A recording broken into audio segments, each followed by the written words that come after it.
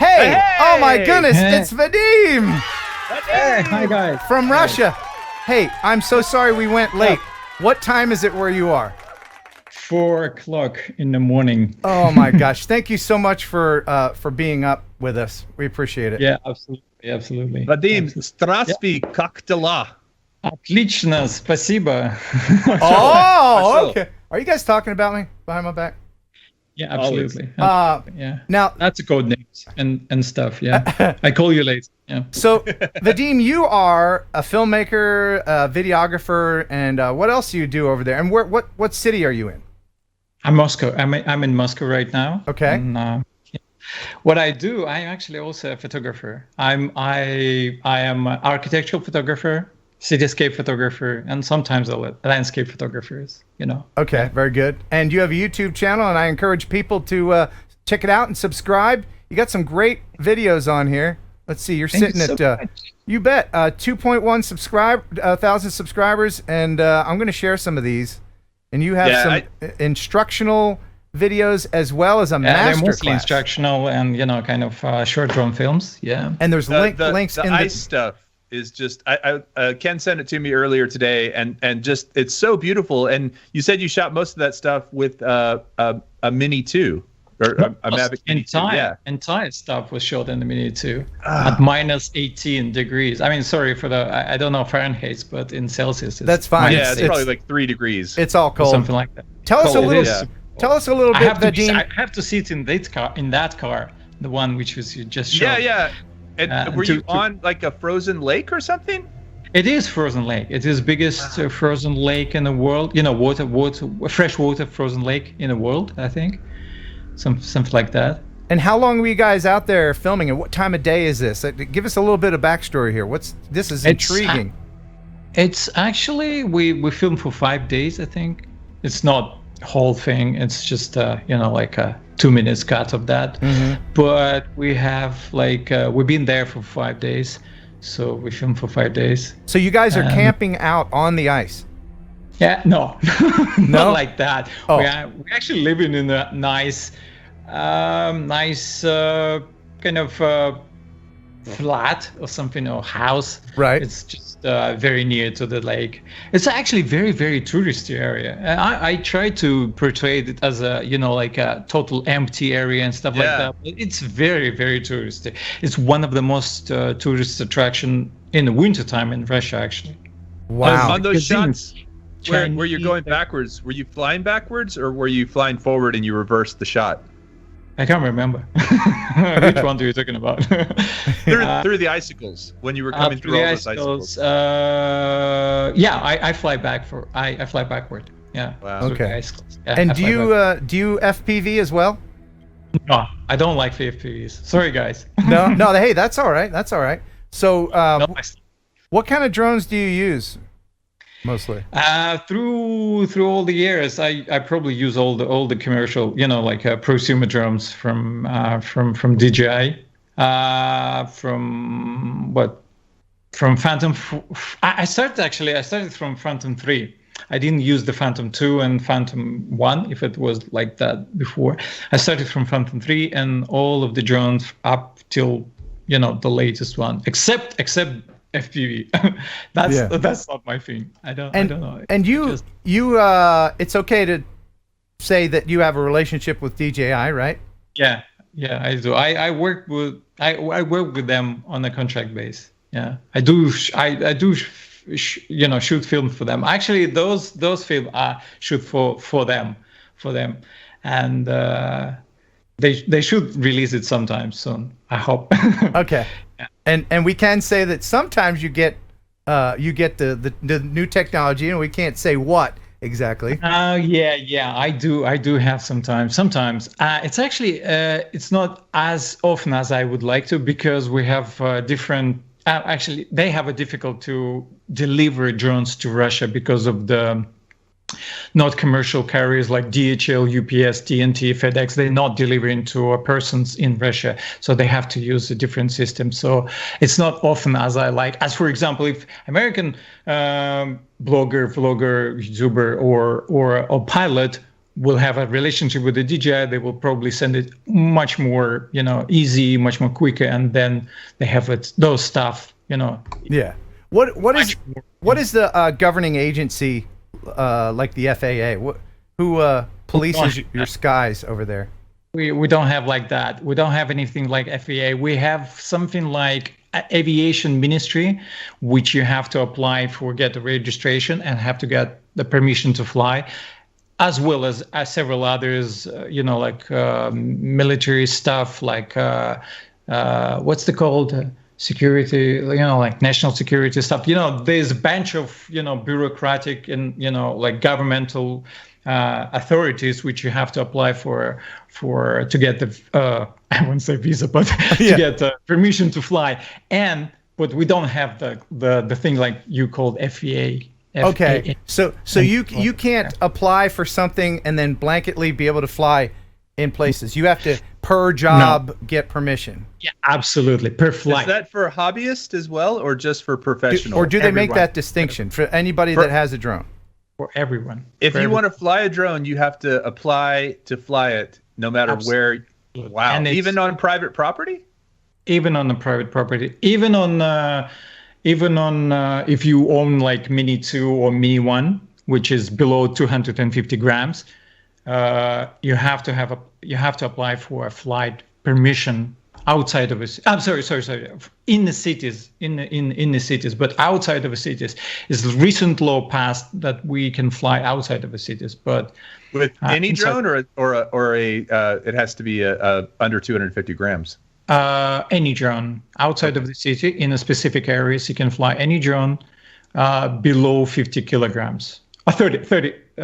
Is it 30, 50? But I never see the drone, like weight so much. Yeah, that would be very big. Yeah, it is very big. But technically, in the cities like Moscow, St. Petersburg, or any other bigger city or smaller city, you can't fly any drone, even Mini 2, with, like legally. You can't fly legally. So yeah. Can you fly at night over people, over cars, all that kind of thing, near buildings? No. And you can't do that. The rules are quite similar to anywhere in the world. So you can't fly over people, a crowd of the people. You can't fly near the airports or military bases or nuclear powers or any kind of stuff like that, or over the cars and stuff like that. But those are very similar, but we don't have those regulational authorities which are actually do.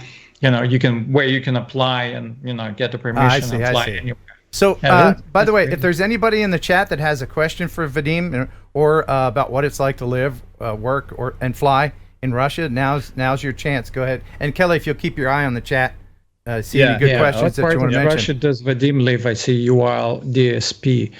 I'm living in central Russia. I live in Moscow, which is capital of Russia. What places in Russia that's illegal to fly would you fly if it were legal? Like what places you wish you could fly? Any places inside the city, any city. I mean, the Moscow and St. Petersburg, one of my favorite. But you see, the problem is that the technology. You probably know that, but there is a technology called GPS jammers, the remote control jammers and stuff like that. I don't know if there is a particular name for that, but we call it GPS jammers. Yeah. The technology is so progress over the time, and you can buy it very, very cheap. So many people, commercial organization or individual people are buying those stuff and put them anywhere, over their houses or over the organization, structures or buildings.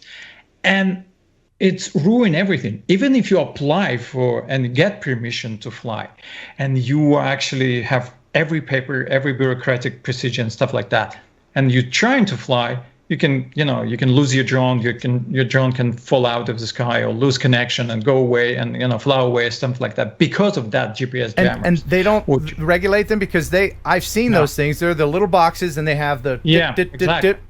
Anybody can get one of those. And the reason why the FCC outlaw them here in this country is because they also block cell phone signals, which negates people's ability to call 911. and emergency absolutely, service. and get their position and send the position location to in case of emergency and stuff like that. Exactly.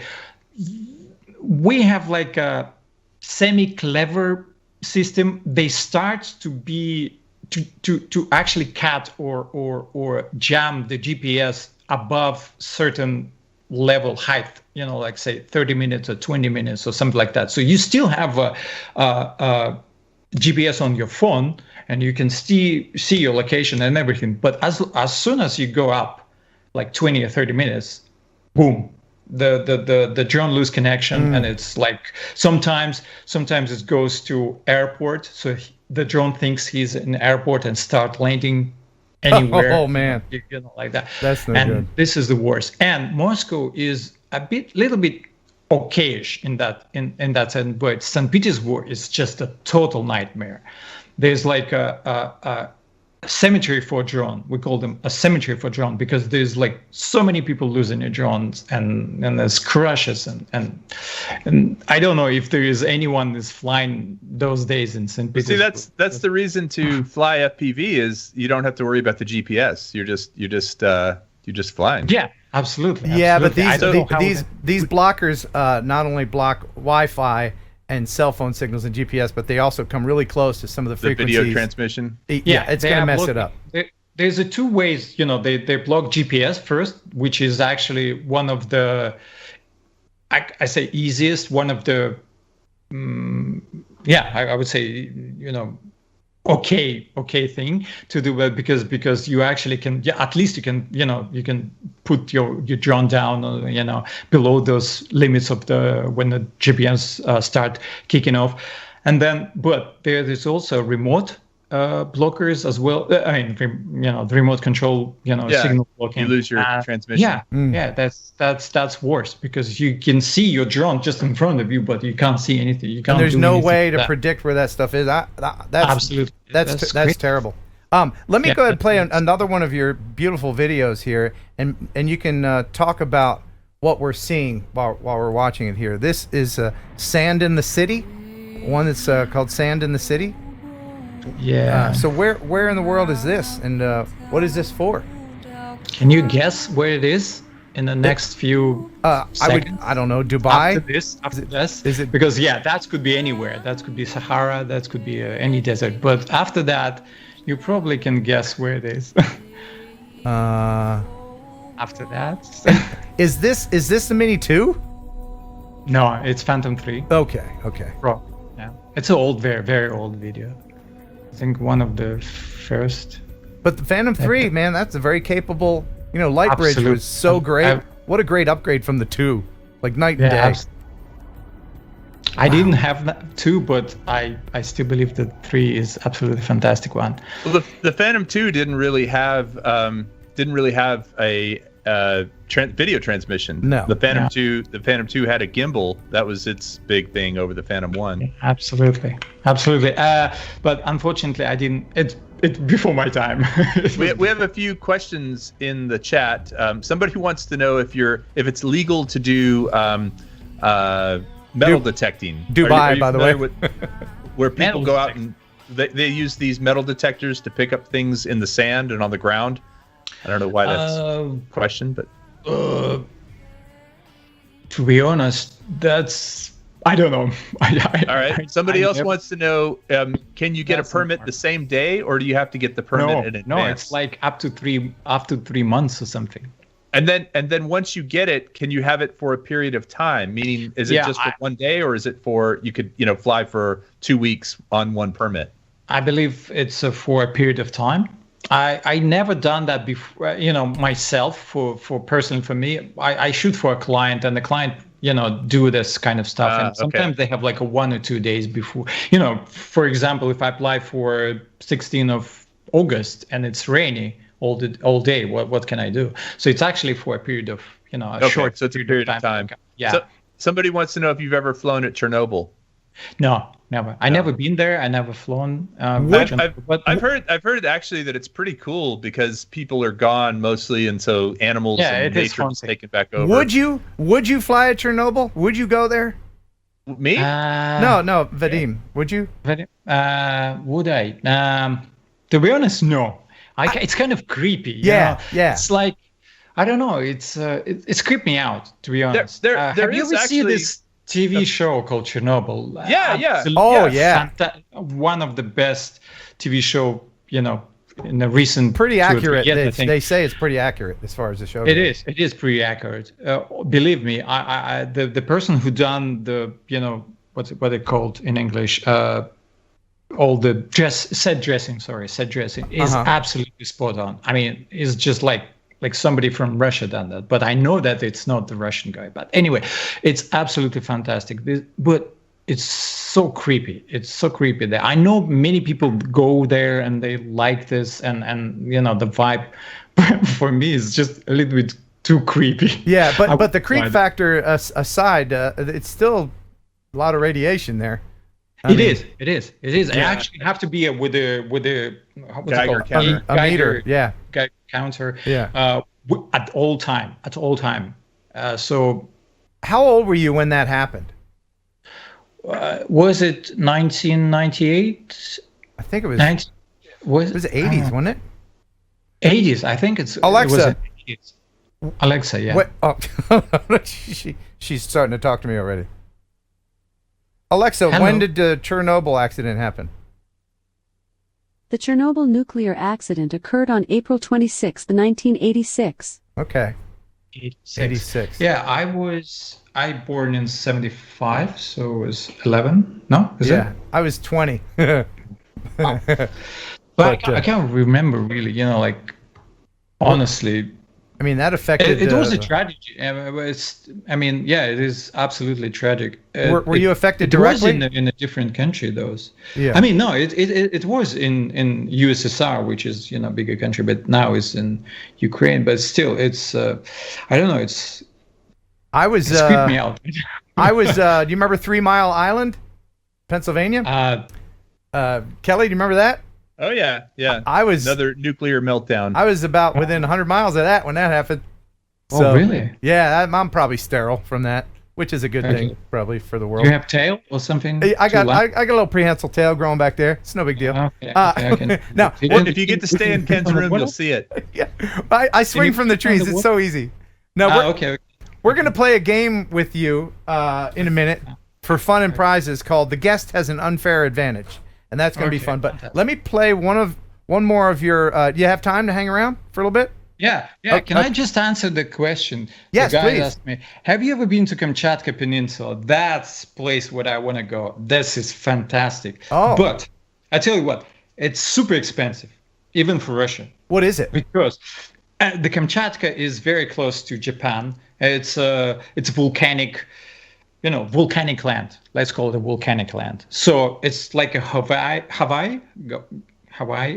but in Russia. Yeah. But it's so expensive. You actually have to fly about 10 hours to get there. Is it warm? And then, Is it warm? Like Hawaii? No. It's a warm place. No. It's a cold one. Do they have any warm places in Russia? Come on, Kelly. Yeah, we do. We do have. Well, he said places. like Hawaii, so that's what I was trying to think. I mean, in terms of volcanoes and stuff like that. I mean, eruptions, volcanoes, and I mean that's kind of Hawaii, not in the temperature Hawaii. Gotcha. Do you know the? So I have to fly there for 10 hours. And then you have to fly helicopter anywhere there because there is no roads and stuff like that, and it's super expensive. I think if I fly to Hawaii, it will be cheaper to fly to. Wow. To is that near Vladivostok? Yeah, Vladivostok. Yeah. Okay. Now, is that what? Do you know the drone laws there? Have you done the research? Can you fly there? Actually, it's open space. You can do that. It's no cities there, and you can fly there. Again, if there is open space, you can fly a drone almost legally. I mean, you have to be. When I say almost legally, I mean if there is a hidden base, like a military base, and you don't know about, you're breaking the law. But anywhere else, you can fly. You have to be, everywhere in the world, you have to see the drone. You can't fly at night, and you have to be, 150 meters below the height is below the 150 meters. That's the rules. Are the Russian people accepting of drones? Or do they freak out when they see him, or scare of them, or like hating them, or shooting them out of the sky. Yeah. With no, we don't have rifles, but if we do, we're probably all of them will be shooting out of the sky. The drones. Throwing vodka bottles at them. Yeah, they do, and the bears, grabbing the drone. Well, let me. I have the most awesome T-shirt I should have worn tonight for you. It's a big Russian-looking bear, and he's holding a keyboard over his head. I don't know, it's just something I won. But so as far as the ability for you to make these films and stuff, is there any issue with uploading to YouTube from Russia? Just curious if nothing's blocked or anything like that. Yet. Not as of yet. And then the video you made about the macro lens thing with the paint and all that. What did you shoot that on? On Pocket 2. Really? The first one. So if you guys haven't checked that video out, it's these close-up shots of liquid going together and spreading in. It's really cool, and that's a shorter. You said it's done in 8K, or it's coming in. Okay, 8K? So actually, there's two videos. One of them called Origin. That's shot on Pocket 2 entirely, except a few shots, before like a BTS or something like that. But it's not a film, and that one shot on US R5. Okay, so that's a different one. But the one which Look at that. Oh, that's so cool. Yeah, that's pretty awesome. Is that just paint or what? It is. It is actually ink, paint, soap, chemicals, and mixture of that. My wife did all of this. I'm wondering right now how YouTube is handling this, because this isn't an 8K stream. This is a 1080 stream, but there has to be a little bit of artifacting happening on the stream. Yeah. But if you have a chance to watch it in 8K. But it just looks so cool. I mean, but if you want to see even cooler, because it's a R5 Canon, they can handle all 8K, 4K, blah blah blah. But if you want to see really cool, but you have to see the movie called Origin, which shot with the Pocket 2, DJI Pocket 2 entirely. Okay, and that's on your channel as well. Yeah, it is on my channel. Okay, well, guys, if you haven't already subscribed, it's the link is in Ken's description. Get over there. I mean, I'm for the kind of stuff you're doing. Here it is. This is Origin. Wow. Holy moly! It looks like a brain. Yeah, this is better than a lava lamp. Angry squid. Hey, is marijuana legal in Russia? No. Okay, because if anybody wants to subscribe to his channel in Colorado. You have to smoke before that. Do some tripping there. Yeah, man. Yeah, absolutely. Just put on a repeat and smoke a pipe. There you go. Get some Cheetos. Wow. Yeah. That's awesome. This is good work. Now, tell us about very quickly, and there's a link in the description to your website where you offer workshops. You offer your masterclass. Masterclass. Yeah, masterclass. Basically, I have 3.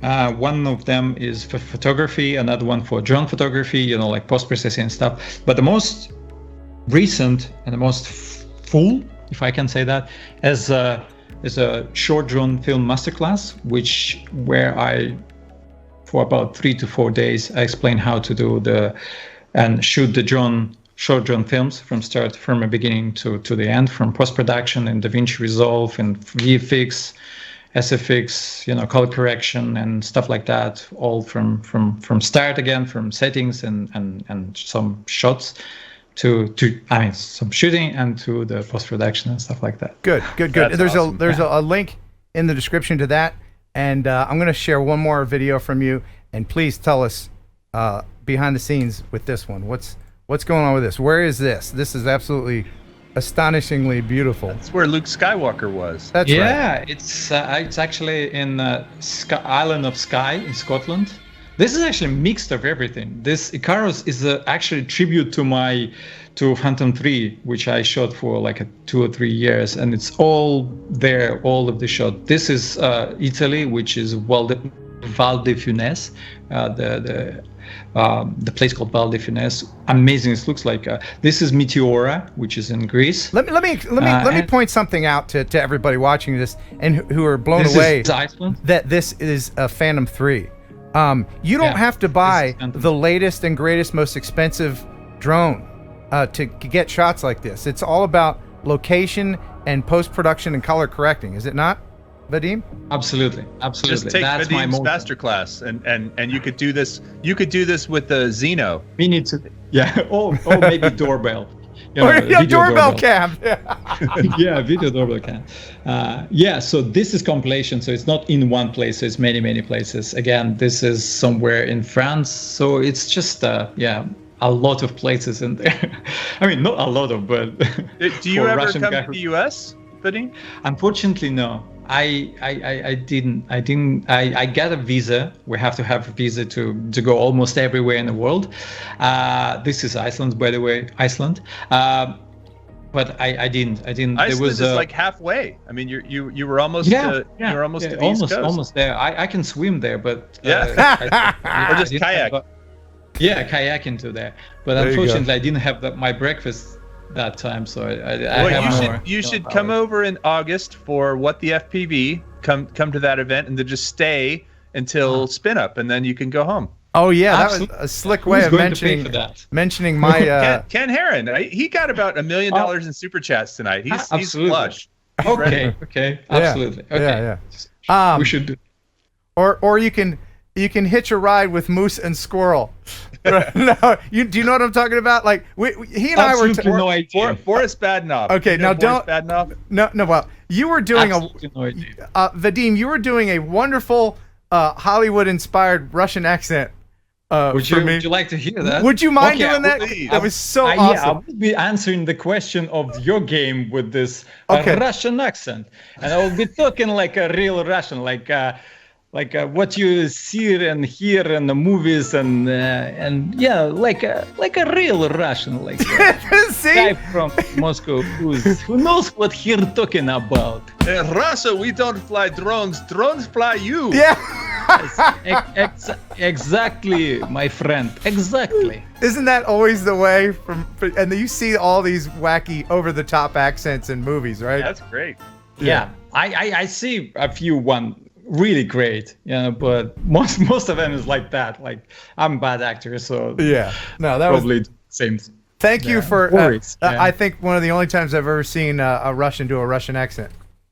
Thank you very much. I can do Indian accent, but I don't want to offend anyone. Oh, can you do an American accent? No, I can't. I love hearing English people do American accents. Oh yeah, I know, and vice versa. But unfortunately, I can't. Yeah. Well, you just be you, and let's play a game, shall we?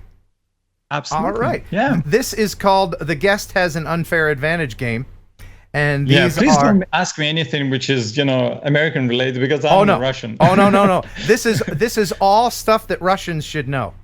Oh really? Okay. Now I'm gonna pit you against Kelly.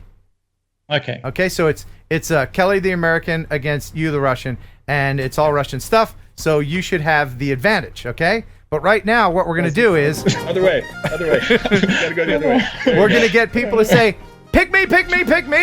And we're going to let Vadim pick someone, but don't mention their name, just write it down. And then Kelly, you do the same thing. Pick me! Okay, I got it. All right? I can remember. And so, if Vadim wins, then his person will win. If Kelly wins, it's so fast, which is not likely. Guys, wait. Then Kelly's will win. And the prize tonight is some Freewell filters from freewellgear.com. Freewellgear.com. Myself? No, you're not eligible, but I can probably. Come on. Will they? Yeah, you can get deliveries over there from China, right? On that slow boat. I'll send you some. The kayak that goes from Iceland. All guests of the TNL live stream get a version of the home game. And Rice-A-Roni, the San Francisco treat. That was the Price is Right. That's right. So did we get can we stop? Did we get our people? Yeah, I got mine. Yeah. Okay, good. All right, so stop saying pick me. Should be one, right? All right. Yes, just one person.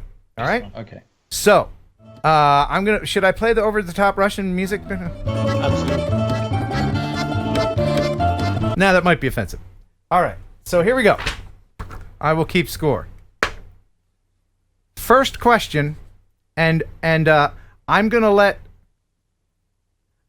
Kelly answer first. each time, okay? If Kelly doesn't know it, then odds are Vadim's going to get it, okay? So that's the only advantage I'm going to give you, Kelly, okay? Don't count on that. You Okay. you have first Okay.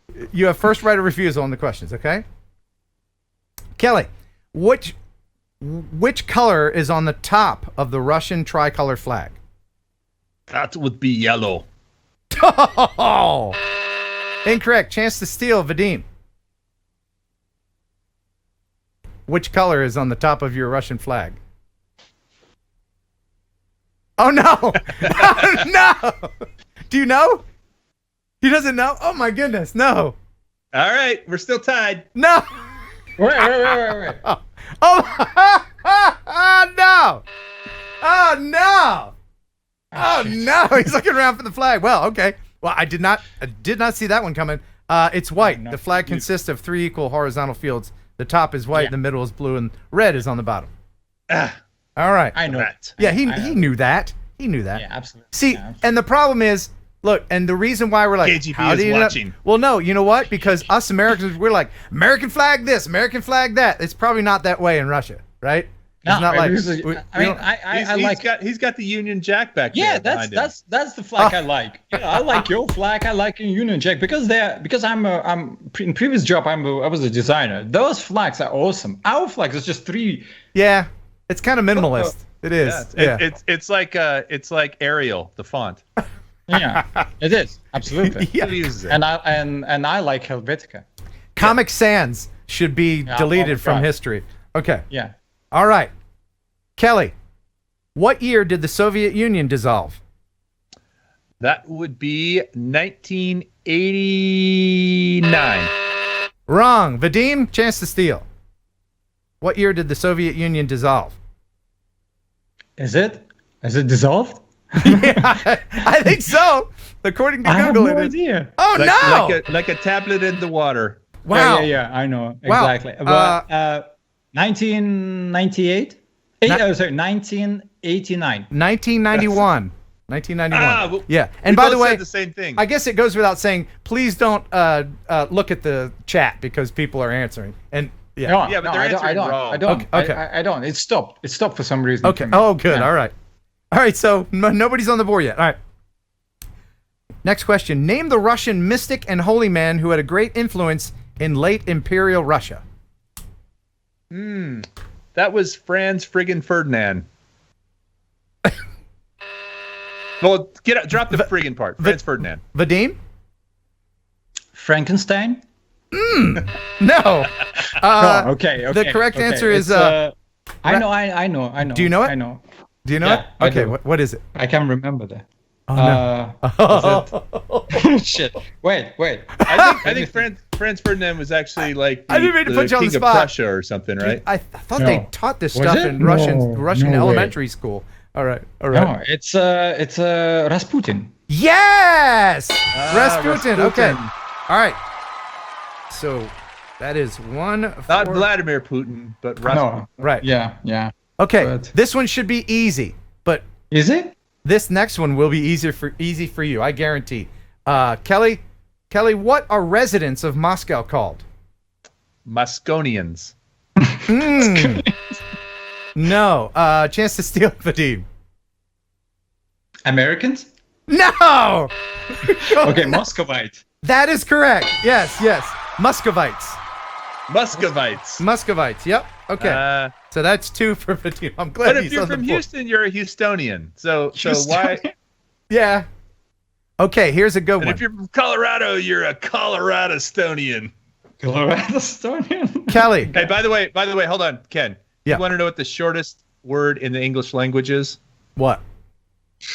Here. Okay. All right. So- little Colorado humor. Kelly, 14 countries share a border with Russia. Name 2.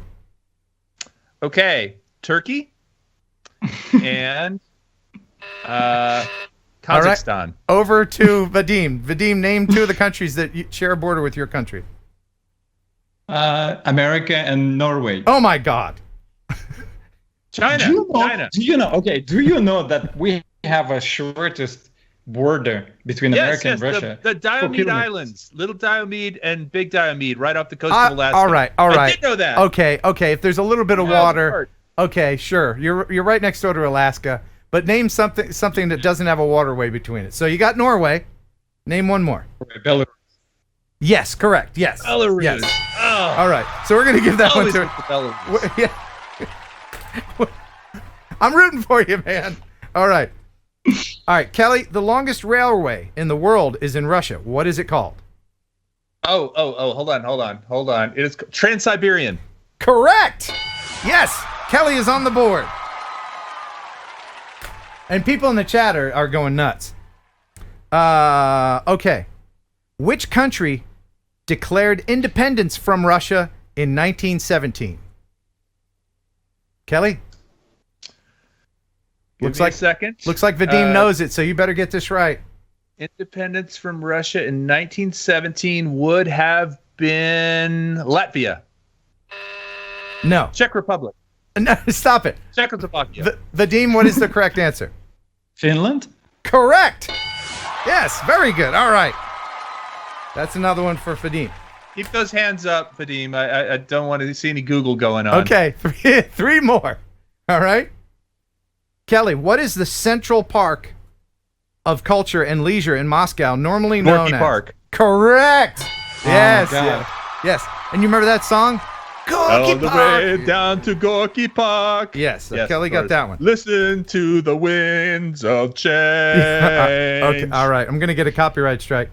So it's four. Because that sounds so much like That's it. exactly it. Absolutely. 4-2. Kelly, the score is 4-2, Kelly. Okay?